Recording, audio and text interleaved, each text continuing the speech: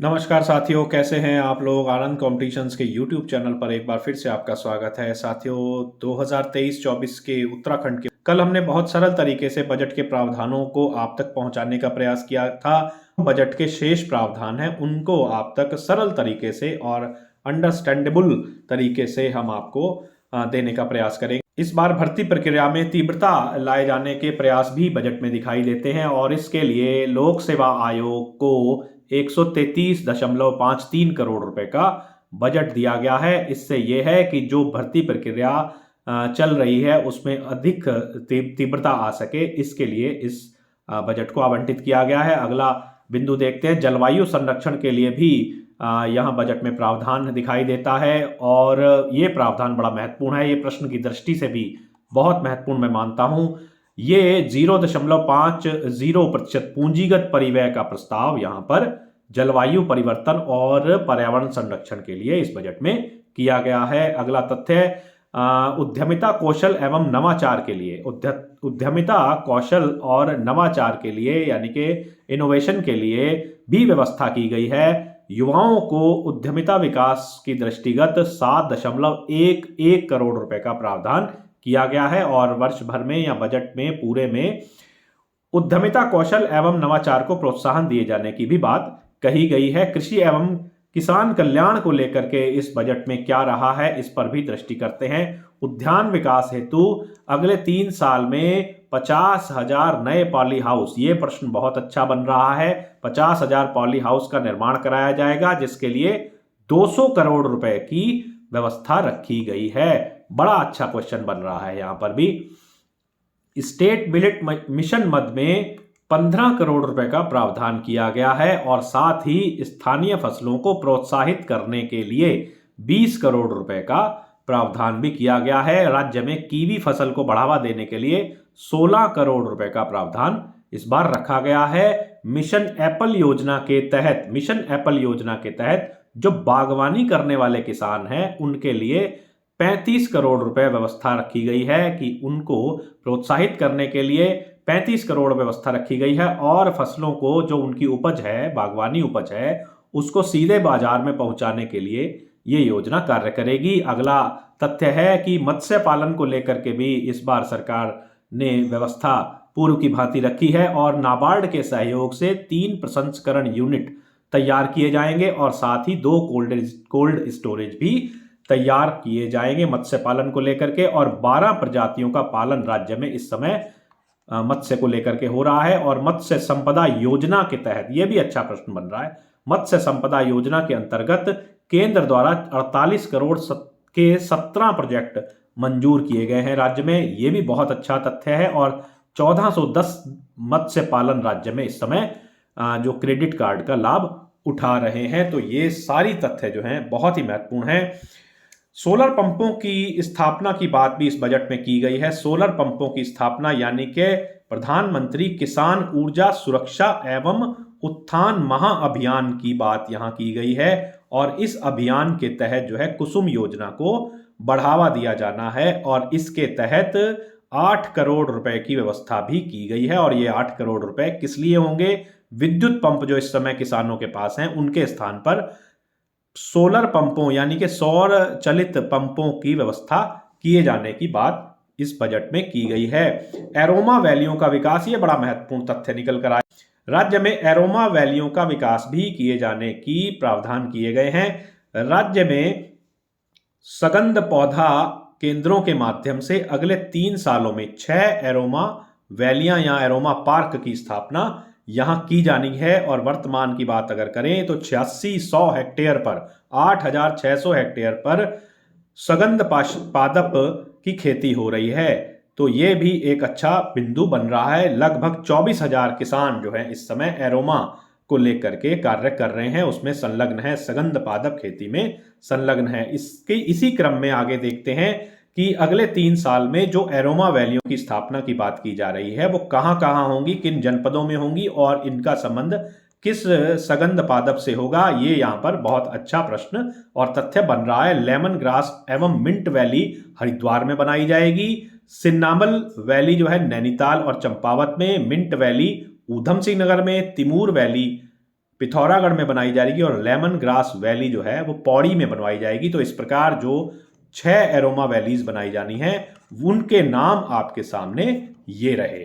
तो ये तथ्य भी बहुत महत्वपूर्ण बन गया है। अगला देखते हैं, गन्ना किसानों के भुगतानों के लिए जो अवशेष भुगतान गन्ना किसानों का है उसके लिए 215 करोड़ रुपए का प्रावधान इस वर्ष रखा गया है। आगामी वर्ष के लिए जो पर्यटन क्षेत्र है उसमें देखते हैं क्या किया गया है। आगामी वर्ष के लिए 302 करोड़ रुपए का प्रावधान पर्यटन सेक्टर के लिए किया गया है और पर्यटन विकास परिषद के लिए इसमें 63 करोड़ रुपए का बजट रखा गया है और पर्यटन विकास एवं अवस्थापना निर्माण हेतु 60 करोड़ रुपए का बजट भी किया गया है। पर्यटन विकास हेतु अवस्थापना का निर्माण किया जाएगा, उसके लिए 60 करोड़ रुपए का बजट प्रावधान रखा गया है। पर्यटन सेक्टर में 4 धाम को लेकर के विशेष रुचि और विशेष प्रयास दिखाया गया है। 4 धाम को लेकर के मार्ग में जो 4 धाम का मार्ग है उस मार्ग में आधारभूत सुविधाओं का विकास किया जाएगा और उसके लिए 10 करोड़ रुपए का प्रावधान रखा गया है। 4 धामों सहित जितने भी पर्यटन स्थल हैं उत्तराखंड में उसमें भूमि खरीद हेतु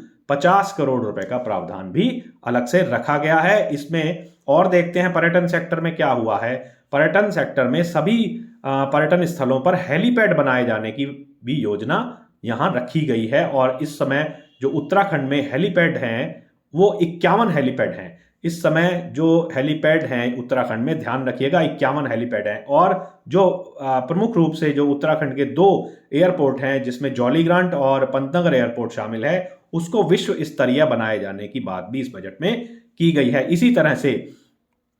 इसी तरह से वाटर स्पोर्ट्स सेक्टर में क्या किया गया है। वाटर स्पोर्ट्स सेक्टर में टिहरी झील में जो वाटर स्पोर्ट्स होता है उसके लिए 15 करोड़ रुपए का प्रावधान रखा गया है। ग्राम विकास के लिए क्या इस बजट में रखा गया है। ग्राम विकास के लिए साथियों ग्राम विकास महायोजना की बात की गई है। ग्राम विकास महायोजना ग्राम विकास के या ग्राम के सर्वांगीण विकास के लिए महाविकास योजना आरंभ किए जाने की बात की गई है और इस योजना का नोडल जो बनाया गया है वो पंचायती राज विभाग को बनाया जाएगा और अगले 5 सालों में गांवों का क्रमबद्ध विकास किए जाने की इसमें बात की गई है। अगले 5 सालों में क्रमबद्ध विकास किया जाएगा और जिला योजना का बजट भी इस बार बढ़ा दिया। जिला योजना का कुल प्रावधान जो है वो 925.60 करोड़ रुपए कर दिया गया है। तो ग्राम विकास पर भी बहुत ज्यादा फोकस इस बजट में दिखाई देता है। रोजगार और प्रशिक्षण के लिए विशेष रूप से ध्यान देने की बात है कि क्या हुआ है इस बार। रोजगार और प्रशिक्षण क्षेत्र में या उस सेक्टर में राज्य स्तरीय ट्रेनिंग प्लेसमेंट सेंटर का निर्माण किया जाएगा। इसमें क्या होगा, इसमें रोजगार के अवसर उपलब्ध कराए जाएंगे छात्र छात्राओं और केंद्र के निर्माण जो है वो तकनीकी शिक्षा निदेशालय के तहत किया जाएगा और ये कहां होगा, आमवाला देहरादून में होगा। ये भी तथ्य ध्यान रखिएगा। अगला तथ्य देखते हैं, नई सोलर पॉलिसी की बात की गई है।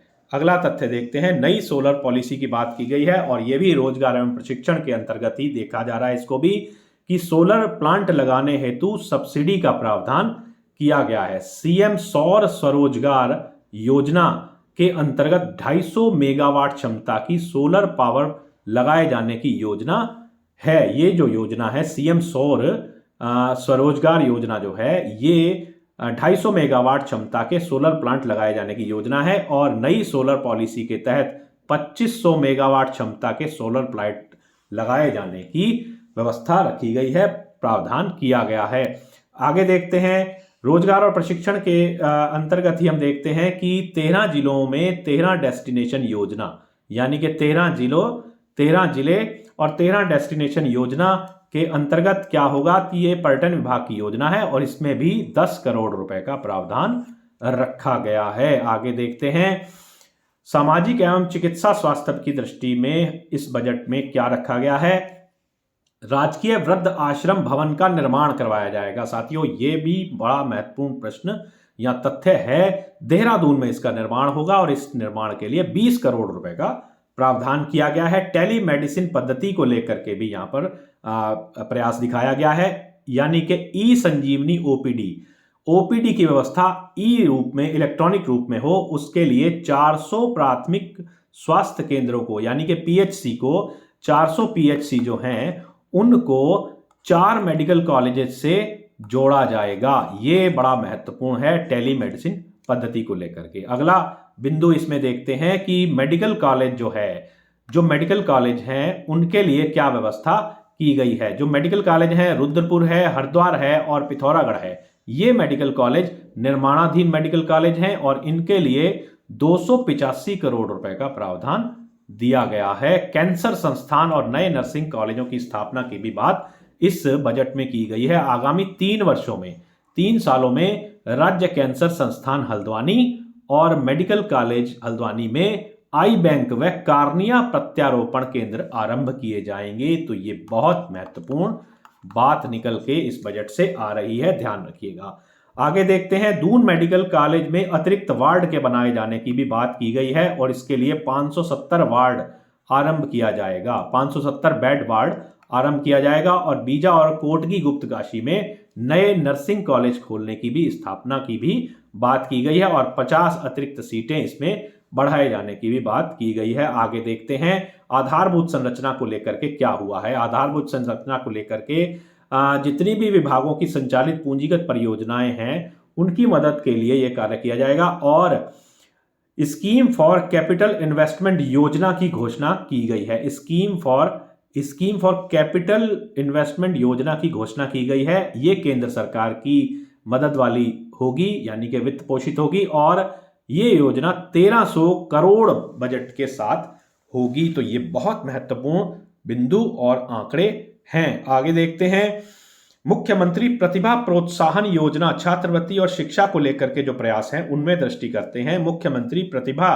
प्रोत्साहन योजना जो है उसमें क्या किया गया है, माध्यमिक विद्यालयों के छात्रों को छात्रवृत्ति देने हेतु 11 करोड़ की व्यवस्था की गई है। इसी तरह से पीएम श्री योजना जो है वो स्कूलों के सुधार के लिए है और इसमें 92.75 करोड़ रुपए का प्रावधान रखा गया है और उच्च शिक्षा में छात्रवृत्ति के लिए 10 करोड़ रुपए की व्यवस्था भी की गई है। तो शिक्षा के क्षेत्र में भी बहुत अच्छा प्रयास दिखाई दे रहा है। आगे देखते हैं, शिक्षा और छात्रवृत्ति योजना के अंतर्गत ही इंटीग्रेटेड टेक्निकल इंस्टीट्यूट की स्थापना की जाएगी और ये कहां की जाएगी, ध्यान रखिएगा, नरेंद्र नगर के पॉलिटेक्निक में आरंभ इसको किया जाएगा। और इसमें होगा क्या, इसमें ऑटोमेशन, रोबोटिक्स और construction automation, cloud computing, big data, gaming, AI पाठ्यक्रमों की शुरुआत की जाएगी। आर्टिफिशियल इंटेलिजेंस को लेकर के भी यहां बजट में एक झलक दिखाई देती है।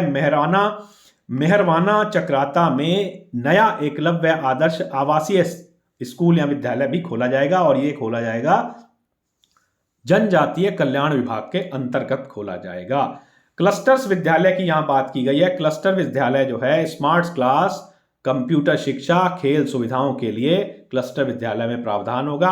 उत्कृष्ट क्लस्टर विद्यालयों हेतु 51 करोड़ रुपए की व्यवस्था रखी गई है और साथ ही अपवंचित वर्ग के बच्चों को निजी विद्यालय में पढ़ाई हेतु 169 करोड़ रुपए का प्रावधान भी रखा गया है। तो ये प्रयास भी बहुत अच्छा दिखाई देता है। शिक्षा के क्षेत्र में प्राइमरी स्कूलों का चरणबद्ध तरीके से फर्नीचर उपलब्ध कराए जाने की व्यवस्था की गई है और इसके लिए 6 करोड़ रुपए उपलब्ध कराए जाएंगे। साथ ही सभी सरकारी स्कूलों के लिए जिला स्तरों में जो कार्यालय हैं उनको इंटरनेट से जोड़ा जाएगा, यानी कि सभी सरकारी स्कूलों को जिला स्तर के कार्यालयों से इंटरनेट से जोड़े जाने की भी बात यहां की गई है। आगे देखते हैं यातायात को लेकर के क्या किया गया है। व्यावसायिक वाहनों में गति नियंत्रण की अनिवार्यता ऑलरेडी उत्तराखंड में है, यानी कि उत्तराखंड के व्यावसायिक वाहन जितने भी हैं उनमें गति नियंत्रक लगाए जाने की व्यवस्था यहाँ रखी गई है और यह पूर्व में ही इसको लागू किया जा चुका है।